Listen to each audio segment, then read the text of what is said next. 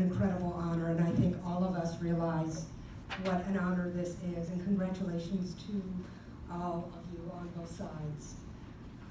I'm so grateful for this honor. I want to thank, of course, the James Addams Association and the committee for selecting Sachiko as the winner for older books. Heather Palmer, wherever you went, as committee chair, thank you. And all the committee members for understanding the importance of Sachiko's story. I want to thank all the young people here too. They've been sitting here for a long time. But I want to share a little bit about my experience as well writing Sachiko. Before I do, I have some, of course, a book is not written solely by yourself. I have so many people to share and to thank. Certainly number one is Sachiko Yusui for trusting me to write her story for all of us here in the United States. I also have to thank the St. Paul Nagasaki Sister City Committee, this village on both sides of the Pacific, who helped me bring Sachiko and her story and me together. I want to particularly thank Dr. Takayuki Miyanishi, who was Sachiko and my interpreter in Nagasaki, and Keiko Kawakami, who was also my interpreter in Minneapolis, where I live. I want to thank my dear editor, Carol Hintz at Carol Rhoda Books, a division of Learner, and Danielle Carnito, who is the designer of the book. And boy, do I know the importance of a designer. She did just a fabulous job. I also want to thank my family and my daughter who is here, Beth. She knows the long walk to peace that I took with this book. Sachiko is a story born out of the ashes of nuclear war in the last days of World War II. But I always knew Sachiko's story was about peace.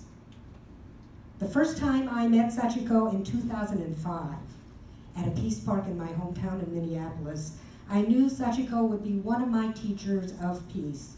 She had so much to teach me and everyone else in the world. When I listened to Sachiko tell her story, I was stunned by her survival of the Nagasaki atomic bomb by the United States on August 9, 1945. As Heather said, she was just a little girl. She was just 6 years old, playing house outside with her friends when the second atomic bomb in human history detonated half a mile from where she was playing. Her survival is truly a miracle.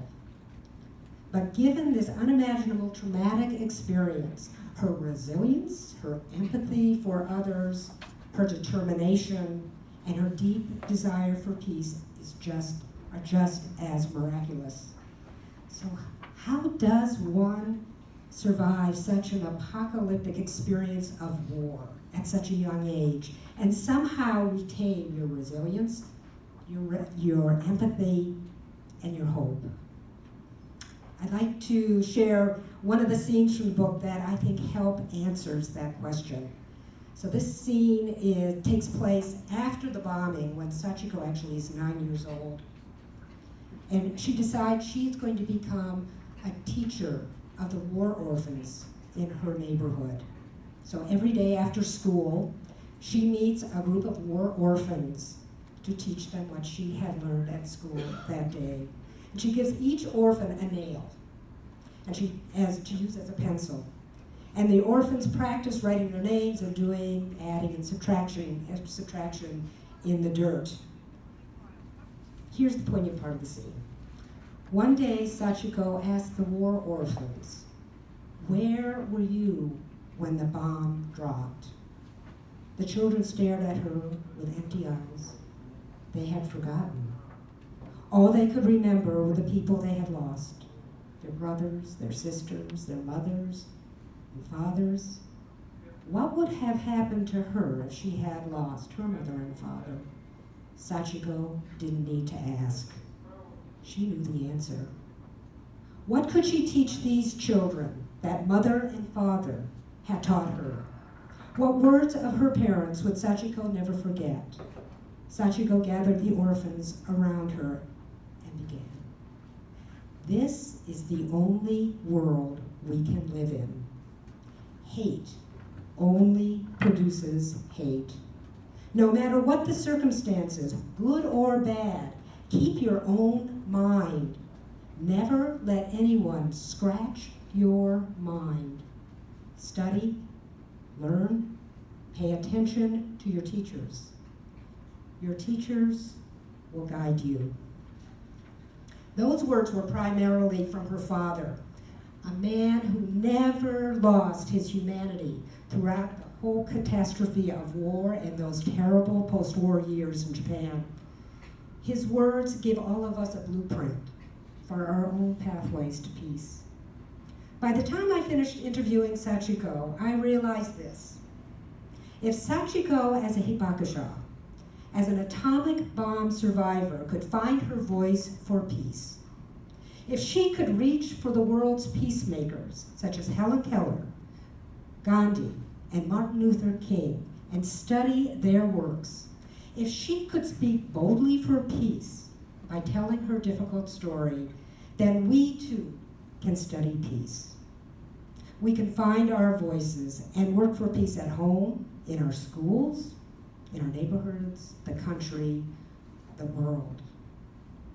Jane Addams, the mother of social work, first president of the Women's International League for Peace and Freedom, and the 1931 Nobel Prize winner, is credited with this quote: "True peace is not merely the absence of war, it is the presence of justice."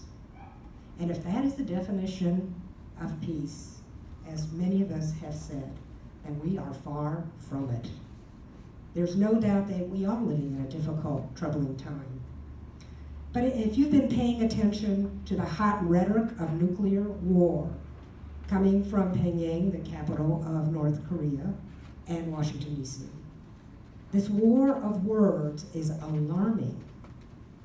Knowing Sachiko's story makes those war of words even more frightening. But there's a ray of hope.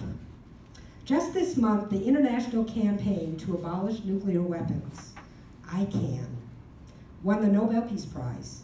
The Nobel Peace Prize Committee recognized ICAN's role in achieving the first legally binding treaty prohibiting nuclear weapons. The treaty was signed July 17th of this year by 122 countries just across the street at the UN. I applaud the work of ICAN. I also applaud the work of the Women's International League for Peace and Freedom, the organization which Jane Addams was the first president of that organization, because the Women's International League for Peace and Freedom was on the ICAN's International Steering Committee, and they deserve a Nobel Prize too. What can we do for peace? That question can be overwhelming. So when I'm overwhelmed, I remember Sachiko, my teacher of peace, and her story. This is the only world we can live in. Hate only produces hate. No matter what the circumstances, good or bad, keep your own mind. Never let anyone scratch your mind. Study, learn, pay attention to your teachers. Your teachers will guide you. I also remember this. We have no idea what the ripple effect of our peace efforts can be. We have to trust that no matter how small, we really can make a difference, that what we do matters. When I heard Sachiko say, "What happened to me must never happen to you," and she met everybody in the world, I knew I had to write her story. But I had no idea what the effect, the ripple effect of writing her story would be. But look what's happened. Here I am talking with all of you, and I know Sachiko's story and book is going around the world. I'll leave you with words Sachiko left me her questions that became the final words for our book, and they're worth repeating as Heather mentioned them. Sachiko asks, what is peace? What kind of person should I be? Keep pursuing answers to these questions. I think about those questions every day, and I hope you will too. Thank you so much.